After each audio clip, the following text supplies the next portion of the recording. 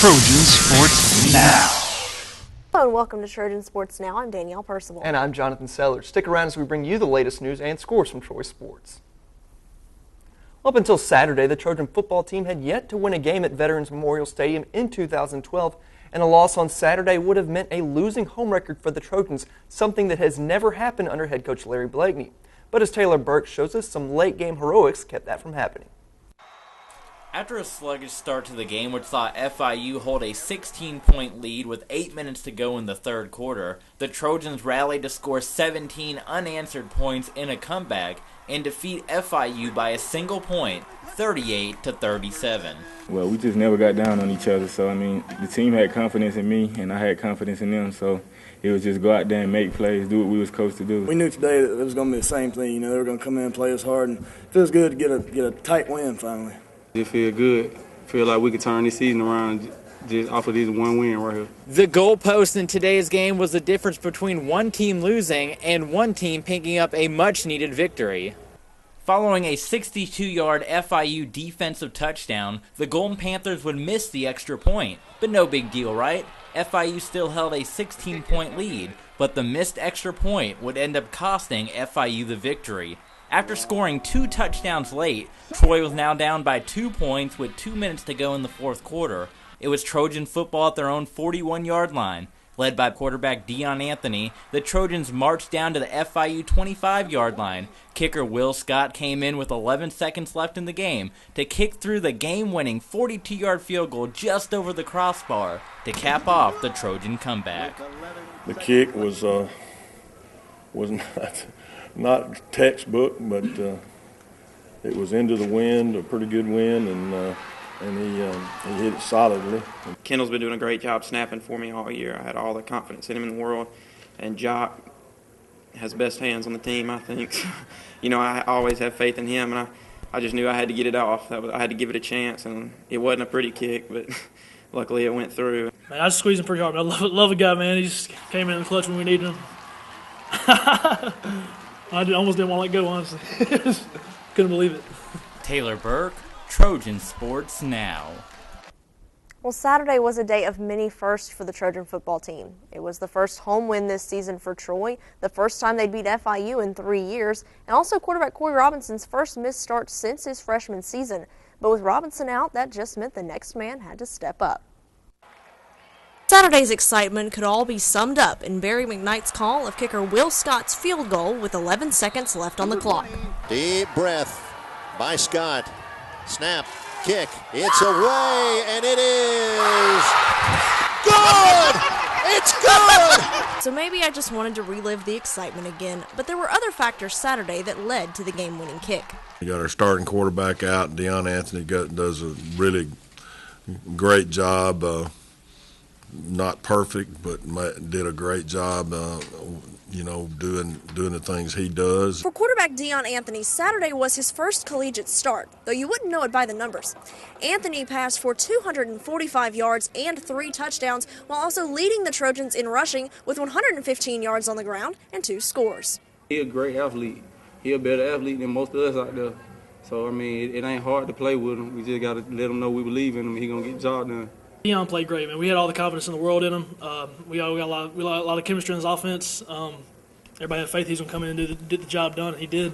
But 1 week after getting the job done, Anthony might be forced back into the backup role. From my standpoint, I'm healthy. I'm back this week, so I'll be making the trip to Florida and getting back on track. He's on the trip for sure, and if he's able to go and be full speed, he'll be the starter. But with Anthony having more game experience from his first start, that brings a whole new element to the game plan. I think when he's in, they think more pass and not run. But now that I come in, they usually think just run. But, I mean, from this past week game, they'll probably have to game plan different, knowing I could throw and run. Got to be terrible for defenses, to have to, get ready for that each week. I wouldn't want to play against this. Robinson has 31 career starts, and whether or not number 32 comes this weekend, he says it's a normal game week for him. I'm just going to treat it like I have the past couple years, man, and just go out there and, try to do what I do, and me and Deion are going to try to hit him with the two-headed monster and, get a win. Well, Jonathan, actually, the two-headed monster, I was asked by my dad if that's what I was going to be for Halloween, because it seems to be a popular term around campus now after Corey termed the relationship that he and Dion have on the field as the two-headed monster, because it really is just a double threat having both of them be able to be out on the field together. Well, you did dress up as one of them last year, so you could just add another jersey. I could just go for Dion. That's you right, could just change the jersey. But, yeah, you're right, exactly. A two-headed monster is a great nickname for them because, and as Dion said it perfectly in that story, really, before this, they prepared for Dion just as a running quarterback, but he showed that he can throw the ball, so now he's got that element. And we know Corey is not a big runner, but he has been known to run every now and then. He scored a touchdown against South Alabama on the run. He's gained 5 or 6 yards here and there on the run. So, I mean, it definitely adds to it seeing that Dion Anthony played so well and did a lot with his arm as well as his feet. That's right. In the conference situation, the Trojans are now 3-2 in the conference, which still 2 losses is going to be a bit of a stretch trying to get into the conference title hunt. There is still a possibility, though. It's just going to take a lot of help from everybody else in the conference. We're going to need some help along the way, but we've seen crazy things happen before. I know just a couple of years ago we got a win from Middle Tennessee over FIU when we needed it, when nobody ever thought it would happen. So crazier things have happened, but it's not just the conference championship we're playing for. Well, that's right, and though that is still up in the air, the Trojans are a lot closer to being in the conference title hunt than they were last season. Well, and Danielle, there's no denying that. Last season they missed out on the opportunity for their 6th straight Sun Belt championship and also did not make it to a bowl game for the first time since 2007. This year, though, as Justin McNally shows us, they're getting closer to that bowl-eligible mark. A loss in this past Saturday's game would have diminished Troy's chances of reaching their goal this year of not just a conference championship, but making it back to the bowl season. And after their big win against FIU, head coach Larry Blakeney is high on his team. We're trying to get to bowl eligible and we're trying to get to a conference championship caliber, and it can still happen. Blakeney spoke to his team at halftime of the FIU game and really made some key points that really stuck with receiver Chip Reeves. We came back in the locker room. You know, Coach Blakeney told us we really needed to win as far as if we wanted to do anything after this point with our season. Everybody on the team want to go to a bowl game. We don't want to lose any more games, period. So, just how good are the Trojans' chances moving forward? The Trojans are now 4-3 on the season and got that elusive first win at home under their belt. But more importantly, with the win, the Trojans keep their bowl game chances alive. I think that win is going to go a long way for us in this season, talking about, hopefully going bowling and stuff like that. Man, it's one closer to 6. The Trojans still have some tough games moving forward against Tennessee, Navy, and Arkansas State. But the players are glad to get this win under their belt and help their chances even further. It's a huge boost. We've had a few tough losses, and finally to get the tight win, the close game, it really is going to boost us up, I think, and move forward, get closer to, our goals. Justin McNally, Trojan Sports Now. Another choice team that saw some late-game heroics to help preserve their postseason chances was the soccer team. In their last home game of the season, the Trojans needed a win over Louisiana Lafayette to keep their chances of a berth in the Sun Belt Championships alive. Troy and Lafayette battled through regulation and the first overtime without a score, but with just over 2 minutes remaining in the second OT, Maddie Teakin scored her 3rd goal of the year to give Troy a 1-0 victory. 3 second-half goals on Saturday gave Troy a 3-0 win over Louisiana Monroe and also secured their 4th straight trip to the Sun Belt Tournament. The Troy goals came from Chelsea Williams, Chanel Elgin, and Louise Chang. The win moved Troy up in the standings to 7th with just 1 game remaining. Beating La Monroe, I think, we went into the game a little bit sluggish, a little bit lethargic in the first half, but in the second half we really started to show ourselves again. It was very exciting for us, and to get that done, I think those were wins that we knew we could win. They were games that we needed to win, but I think it was good to find ourselves again. I think that was more important than anything. Just prior to the football game on Saturday, the Trojan volleyball team was in action in Sartain Hall, and they were in a tight match as well.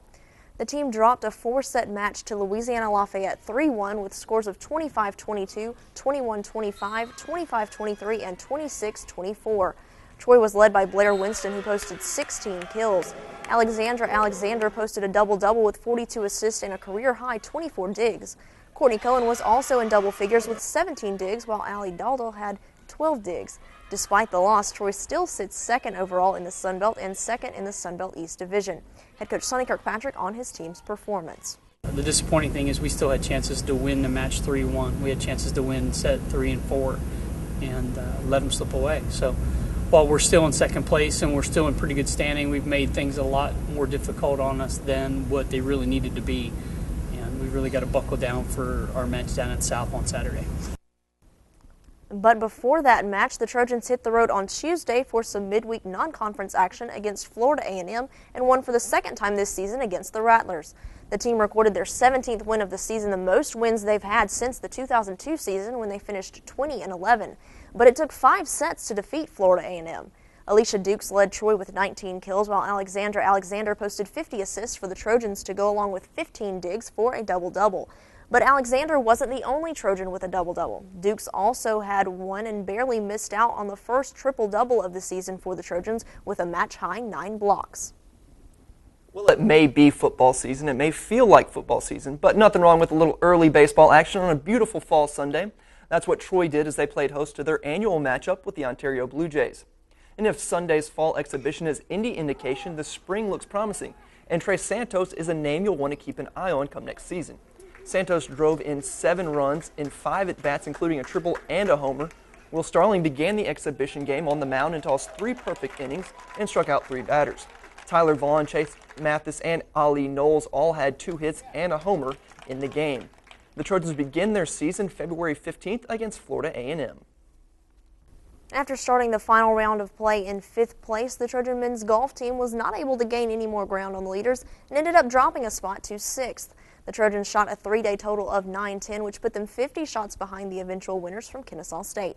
Kyle Thomason led the way for the Trojans, finishing in 6th after improving from being tied for 18th. For the women's team, they finished 8th in the Blue Raider Invitational, with Sophia Bjorkman claiming her 4th consecutive top 10 finish, coming in tied for 6th place. The Blue Raider Invitational was the final event for the women's team in the fall schedule.